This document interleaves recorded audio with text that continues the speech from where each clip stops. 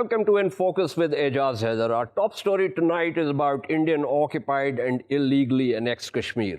A joint statement issued on Saturday by leaders of major parties in IOJK, including the National Conference, Congress and the People's Democratic Party, has demanded that New Delhi undo its grossly unconstitutional move to scrap IOJK's special autonomous status. And I quote from the statement, "We are committed to strive for the restoration of Articles 370 and 35A, the constitution of the region and the restoration of the state, and any division of the state is unacceptable to us," unquote. This was said by former Chief Ministers Farooq Abdullah and Mehbooba Mufti. The problem is that these leaders, who collaborated with successive Indian governments to oppress their own people, are now looking for relevance. They have been dished by the occupying state and they are alienated from their own people. They forget that the issue has gone much beyond special status for IOJK. While it is important to undo the August 5th illegal move, doing so in and of itself does not solve the central problem, namely the right of self-determination. In other words, undoing the August 5th decision is a necessary but not sufficient condition for meeting the aspirations of Kashmiris. To discuss this further, we are joined by Muzzamil Thakur, who heads the World Kashmir Freedom Movement and is the director of Kashmir Institute of International Affairs. And we'll shortly also be joined by Rajiv Desai, an analyst from Delhi. Let me begin with Muzzamil here. Muzzamil, the problem with these statements, as I said, they want some kind of relevance, and the only way, and I'm not saying that they're not putting a fight against that illegal move, but to me it seems that much water has gone down Jhelum, and the thing is not about simply reverting to August 5th. You're absolutely right. Here's the problem. For the last 70-odd years, they've been, as you fondly call them, quislings of the Indian government. They have done their bidding. They have, in fact, gone into bed with them as well. If you look at the relationships that the National Conference have had previously with the Congress, and even the PDP that have had with the BJP just recently, a couple of years ago. So for me personally, as well as for the people of Kashmir, I recognize this coalition that they've created of the mainstream parties is one of which they want to bring back the position pre-August 5th, but not for the people of Kashmir. I would argue that they are doing it for themselves, to keep themselves relevant, so that their bread and butter is not gone, because they know that representing the people of Kashmir, representing the freedom movement of Kashmir, can only be done by the resistance leadership of Kashmir.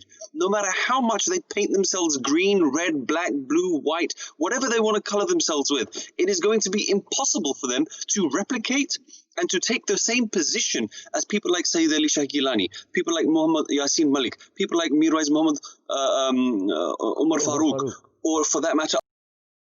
So I don't recognize that these people are working towards a settlement of the Kashmir issue. What they are working towards is a settlement for their own bread and butter. Pre-August 5th position is something that they were in a situation where they were in power, where they had the luxuries, they had the benefits. Right. It's not a position that the people of Kashmir necessarily aspire for. Absolutely. So one of the things I reckon would be to remind them that the hollowing out of Article 370 happened over many years on their watch.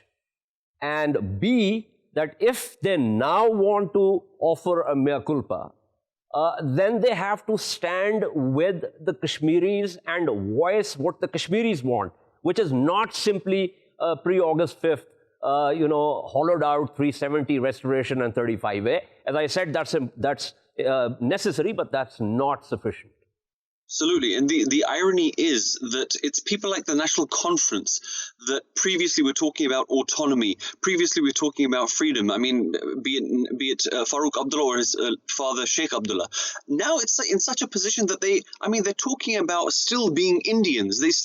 I really want to emphasize this point, that the moment that they were jailed and released, they were talking how Qaeda-Azam Muhammad Ali Jinnah was right after all. I mean, this is the language they use, that after all, Pakistan and Qaid-e-Azam Muhammad Ali Jinnah were right. And now they're still talking about getting back to a position where they are still within the Indian constitution. They still want Article 370 and 35A, as you absolutely rightly say, that this is not the fundamental basis. It is an aspect to return to a position where we can then go back to the United Nations and solve this issue. There has to be a fundamental principle. There has to be a fundamental basis on which the issue can be resolved. But for the mainstream parties to still be talking about a position of pre-August 5th, I just wish that they were talking about a position that was similar to the All Parties Hurriyat Conference or the Joint Resistance Leadership. But I do want to mention, regardless of the language that they use and the points that they want to muster and the fight that they want to give to the Indian government,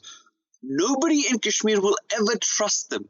I mean, not that most people ever did, but we can never trust them again. The fact that they were lodged in jails, or at least we can call it detention, for the last year, 6 months, however long different people of different leaders were, it still does not quantify, it does not even compare to the sacrifices that not only just the leadership of Kashmir have given towards the cause of freedom, but the civilians, the women, the children, those that are still languishing in jail, people like Qasim Fakhtu or Masrat Alam, who've been in jail for longer than even Nelson Mandela spent in jail. So we can never trust these people ever again. I don't care if they start using the right language, that it is Indian occupation. I don't care if they start calling India a terrorist nation. I can never trust the mainstream that have been in bed with those that have murdered, massacred, killed, raped, looted our nation. Absolutely, those strong words, but they are borne out by the trajectory of history in occupied and now illegally annexed Kashmir.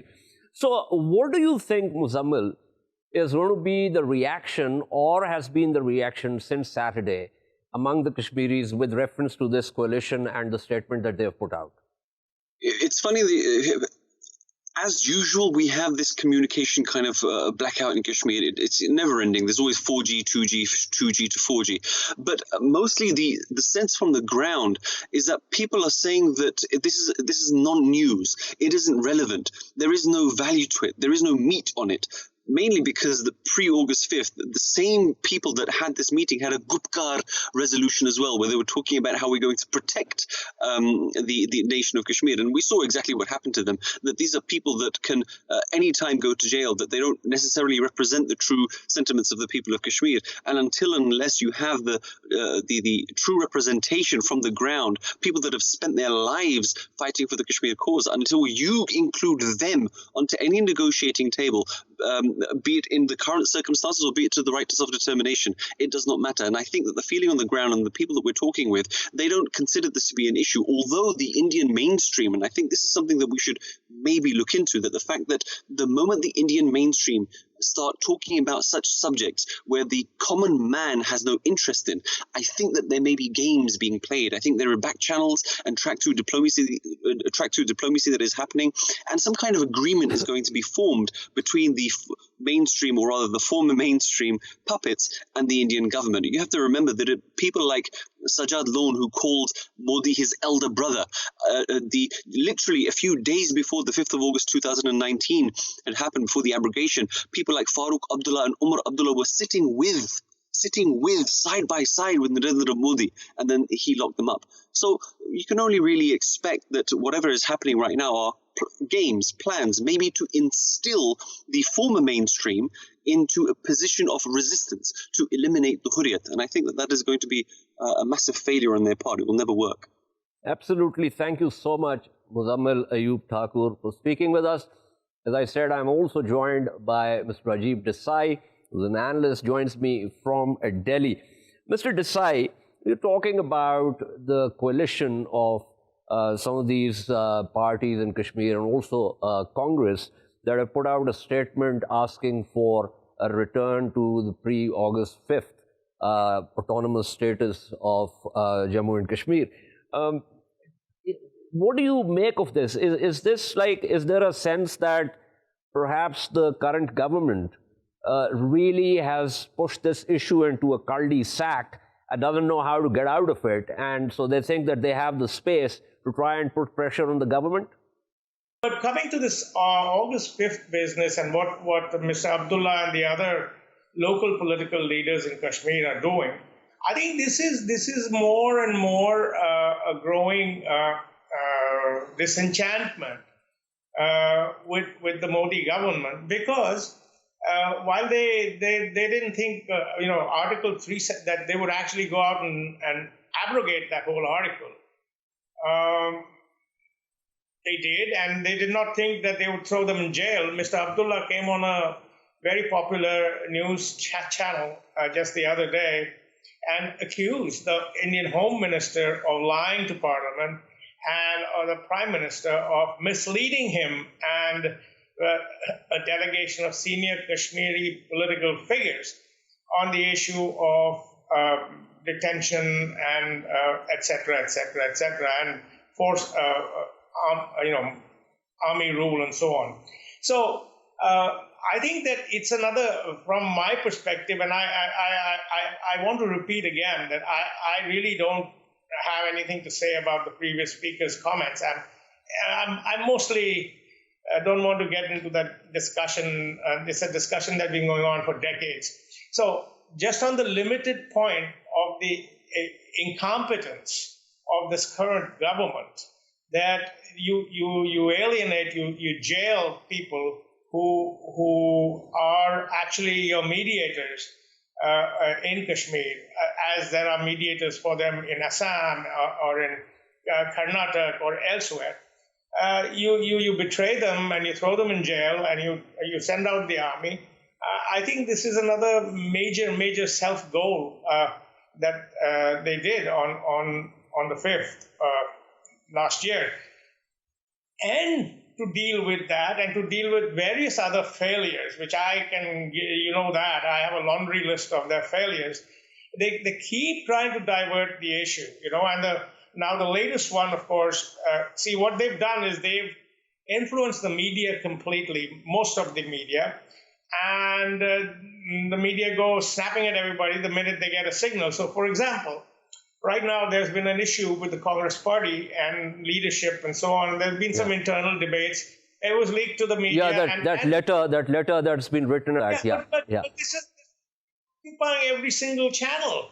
When today we have the highest number of COVID cases in a single day, we have major bodies and think tanks predicting almost up to 14 or 15% decline in the GDP. You have so many problems. You have this issue of opening up with some care or explaining to the people how to look after themselves. Instead of doing all of that, they continue to do complete. On the 5th of August this year, they went and inaugurated some sort of a temple that on a mosque on the grounds of a mosque which the Saffron hordes destroyed in 1992. So I mean, these guys are just playing games. They don't know what to do. They have no comprehensive view of an India position in the world. All they want is to be in power and to ram through the whole thing that India is a Hindu state, which is kind of weird because they constantly talk about Pakistan being a theocratic state, and they want to do exactly the same thing here. So it just doesn't make any sense. I don't understand what's going on in that sense. But I do know that what they're doing in Kashmir is atrocious. It's atrocious what they do. Do you think it is even simple?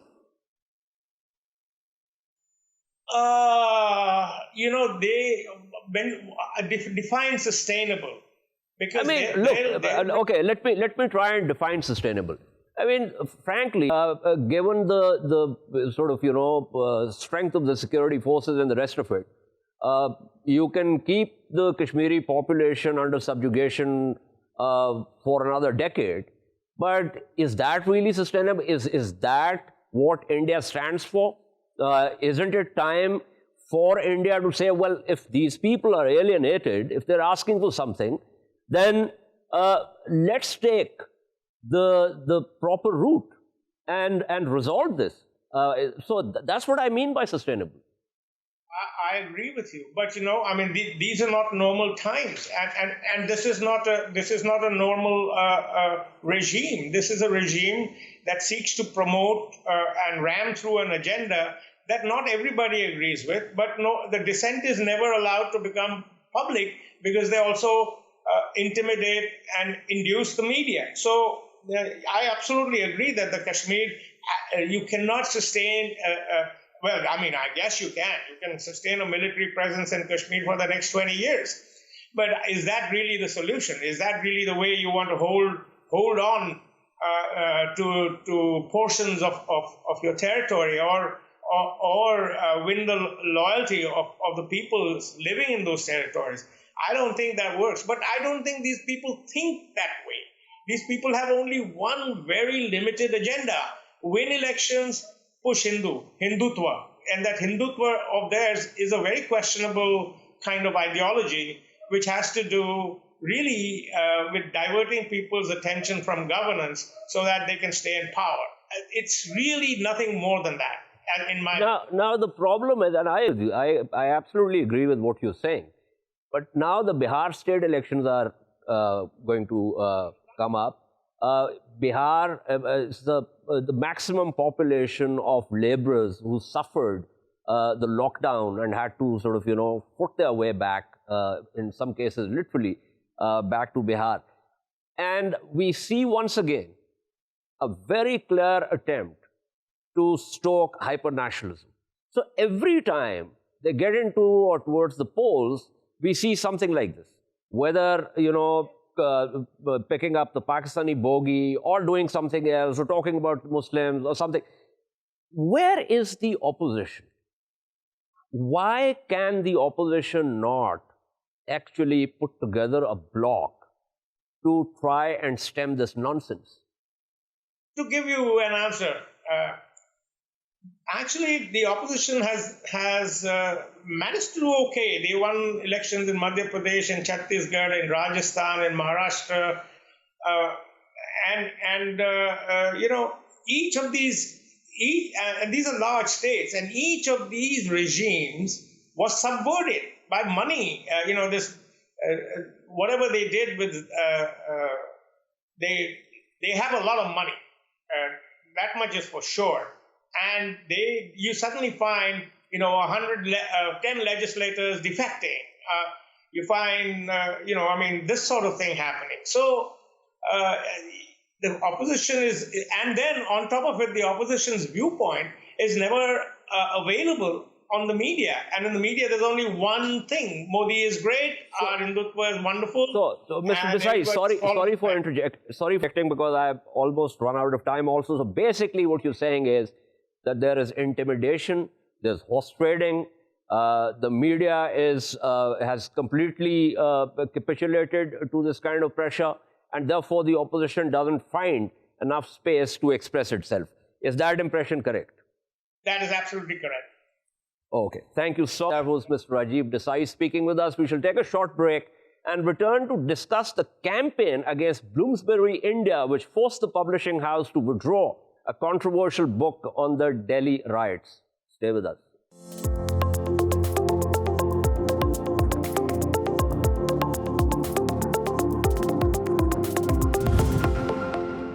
Welcome back to In Focus. Our second story tonight is about Bloomsbury, India, withdrawing a controversial book on the Delhi riots, which shook the city in late February this year. This is what the publishers said. Bloomsbury, India had planned to release Delhi Riots 2020, The Untold Story, in September, a book purportedly giving a factual report on the riots in Delhi in February 2020, based on investigations and interviews conducted by the authors. However, in view of very recent events, including a virtual pre-publication launch organized without our knowledge by the authors, with participation by parties of whom the publishers would not have approved, we have decided to withdraw publication of the book. Bloomsbury, India strongly supports freedom of speech, but also has a deep sense of responsibility towards society, unquote. Other publishers also raised questions on how a book could have been written, fact-checked, edited, and published so quickly Given the sensitivity of the issue, the fact that the riots took place in late February this year and the police investigation itself, mired in allegations of bias, has not even been completed. Meanwhile, the right wing in India has blasted the campaigners and Bloomsbury India for capitulating to what they said leftist/Islamist pressure. Cancel culture has reached India, seems to be their line of attack. Let's get right into the issue with our panelists. We are joined by Suchitra Vijayan, barrister at law, essayist, activist, and executive director of Polis Project, and Michael Kugelman, deputy director of the Asia program and senior associate for South Asia at the Wilson Center in Washington, D.C. Let me begin with Barrister Vijayan. Barrister Vijayan, the right wing is now attacking back. There's Anand Ranganathan, who said, "I'm appalled to see Bloomsbury, publisher of 2 of my books, buckle under threats by fascists and withdraw the book. I stand in complete solidarity with the authors." Then Vivek Agnihotri wrote, all caps, "Most important, according to the son of Tavleen Singh, a Hindu hater, Atish Tasir, the real architect of pulping of the book is none other than William Dalrymple. William Dalrymple has huge commercial clout with Bloomsbury UK, so Bloomsbury UK surrendered to commerce and politics of Atish and William Dalrymple." What do you say to this attack by the right wing? Is this part of cancel culture, or there's more to it? I think it's quite interesting to first start with the men who made those statements and what they're saying. For example, Vivek Agnihotri is the man who infamously coined the term urban Naxal, which basically includes anybody who is opposing the government. This includes liberals, leftists, communists, almost anyone who's critical of the government. And the word urban Naxal is then being taken over now by the government, while we all know that there's actually no definition for it, has been absolutely deadly in terms of casting everybody who is against the Modi regime as some kind of a seditionist. So that's one thing. And again, it's very interesting that Anand Ranganathan himself, who has been a rabid right-wing supporter, call those who protested against this as fascist. One thing I would genuinely urge is to think about free speech within the political economy of a country in which authoritarian regime is now established, in which the Hindu Rashtra is ruling, and look at the institutions that the right wing now has the capacity to. So this is not cancel culture. And also it's quite interesting to note that the book, while was withdrawn by Bloomsbury, already has a publisher. So we really need to understand that this is not a free speech debate. This is not even a debate of cancel culture. What we're really seeing is a very small resistance trying to bring down circulation of material that is very, very damaging and anti-Muslim and xenophobic in nature. Right. I'll get back to you, Barrister Vijayan, but let me pull in Michael Kugelman here. Michael, how do you read this? Well, I think the initial basic reaction is that it's good to have one less toxic product in the marketplace in India, so to speak, which has been saturated with a lot of nasty stuff. I have not read this book, but as I understand it, it does tend to blame the victims for these riots and other very unfortunate things. But I think that we have to acknowledge that with the publisher deciding to withdraw the book, that will, unfortunately, empower these hardline Hindutva forces and give them more ammunition to try to play the victim and demonize the other side, so to speak, which is, of course, exactly what's happened, as you just narrated the response from some of these few choice right-wingers.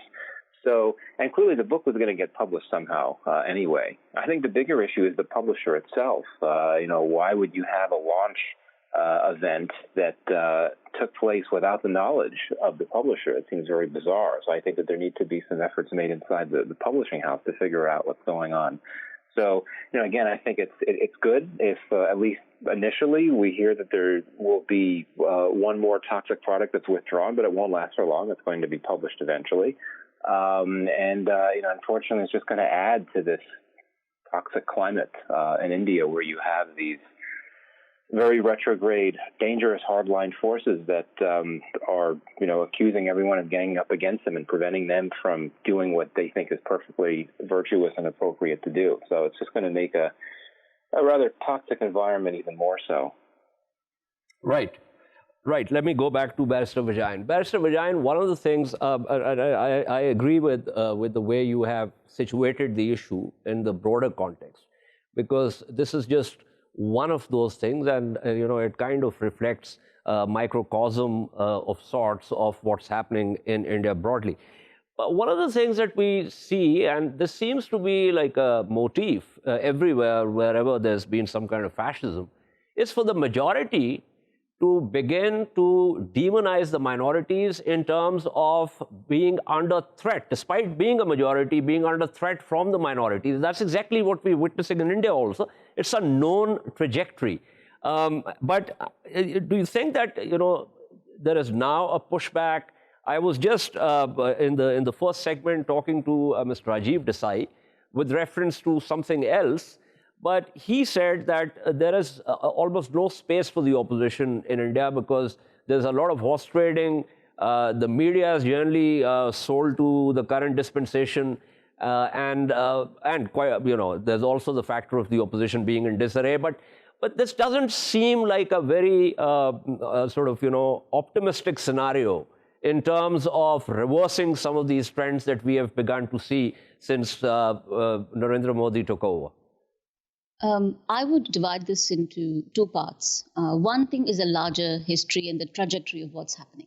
We have to understand that the Hindutva is a 100-year project. They started in, depending on who you talk to, as early as 1927. And over the last 100 years, they have very consistently taken over public sphere, which means that for communities that have gone through this interaction with fascism or authoritarian regime, reclaiming blacker communities is also going to be a 100-year project. It is not going to change in the next 2 years. So every time I think about the ways in which we respond to this, we think about reclaiming our societies and making them better. Nobody wants to go back to the status quo. Let's also understand that it's not that Narendra Modi regime has suddenly introduced something. It simply exacerbated the existing problems. Now, in terms of resistance, we have to understand that there have always been those in India who have resisted, consistently resisted. Perhaps they are not in Delhi, perhaps they don't get the kind of media attention, perhaps they have not been written about in the way they should be. But resistance in India has always existed. Communities have always resisted against state violence. They've demanded for more and often bore the terrible repercussions of violence and disenfranchisement. So I think we should see both of this hand in hand. But having said that, everybody that I've spoken to, especially activists who have worked through the worst years, especially through emergency, now genuinely feel that things have gotten worse. So we also have to acknowledge that while things have never been perfect, what we are seeing right now is a trajectory that is scary even for those who survived and lived through and fought the emergency. Now, our state elections are coming up. And one of the things that we witness in the Indian media is a sort of whipping up of hyper-nationalism once again. This seems to be a sort of silver bullet that the BJP has found. Every time they go to the polls or in the run-up to the polls, they begin to sort of, whip up these emotions, whether they are with reference to Indian Muslims, whether they are with reference to Pakistan or now China. So they seem to have perfected this tactic. I think, yes. I think electorally, BJP is done incredibly well.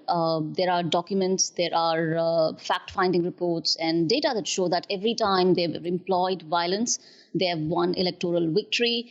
And again, what is really interesting is that the idea of development or vikas that the Modi government first used in 2012-13 has now completely disappeared. And violence seems to be violence or kind of priming everything as an anti-Muslim vision is somehow was what they've perfected. But also one has to understand that how long will you keep milking this? The Ram Mandir was a big issue. They've gotten that verdict.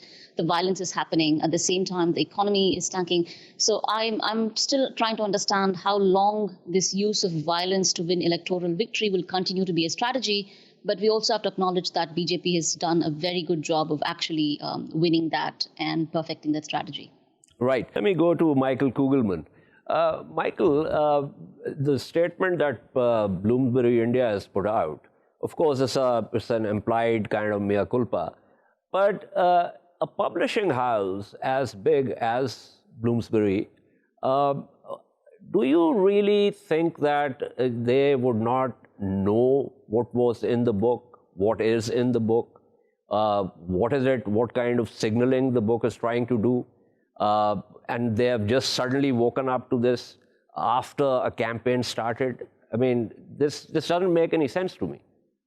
No, I would have to agree with you. And obviously, as an outside analyst, I'm not privy to the inside deliberations of the publishing house. But indeed, a book like this that clearly was dealing with a very sensitive issue at a very sensitive time, one would think that there would have been a lot more due diligence put into it. And I think the only conclusion that I can draw is that the publisher, agreed to go ahead with it and just figured that it was, one book among many that it would publish, representing a variety of different viewpoints on a lot of different issues.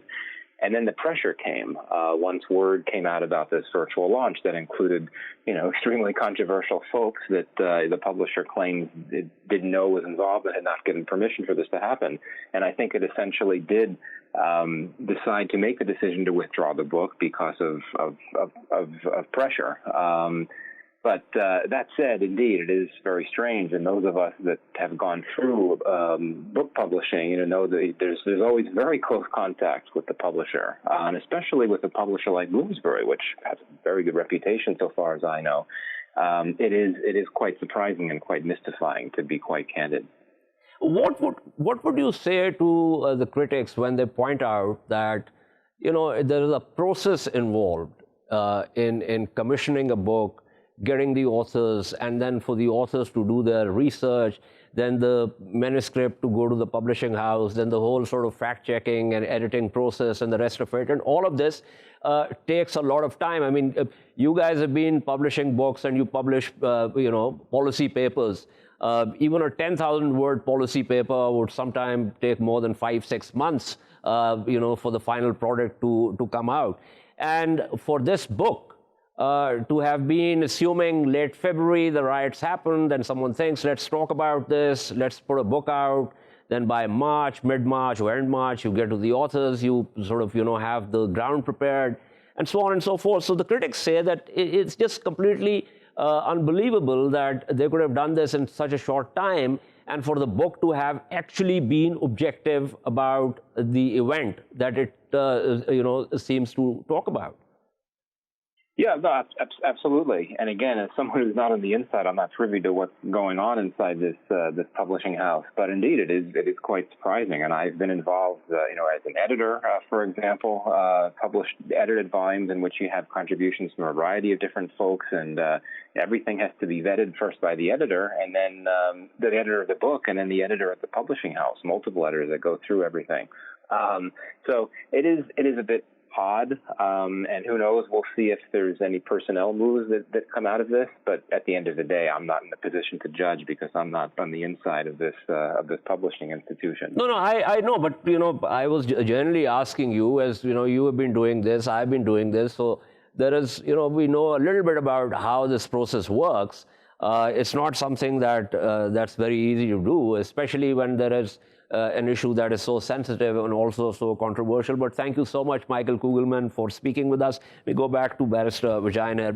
Barrister Vijayan, same question to you. What is your reading of how this book got put together, and what do you think of what the critics say about the very short time in which it was put together, and given the sensitivity of the subject, that it's not possible that Bloomsbury would not know that it might be putting out a sort of, damaged product, so to speak? I think I would kind of always go back to my system of analyzing things is to always locate things in a pattern of behavior.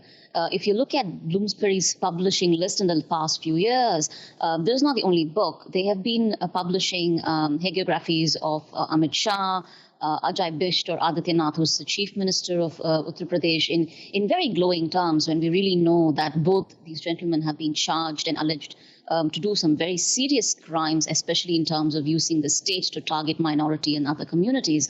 As soon as this ban happened, a list of writers from India said that they're going to be withdrawing their publishing contracts from Bloomsbury. And almost all of these writers would be considered as right-wing, all have histories of making openly bigoted comments against minority communities. So it's also interesting for us to look at a pattern of behavior. So who is publishing what? Now, in terms of publishing, we put out 2 reports since the violence happened. And often these reports were taken from the ground.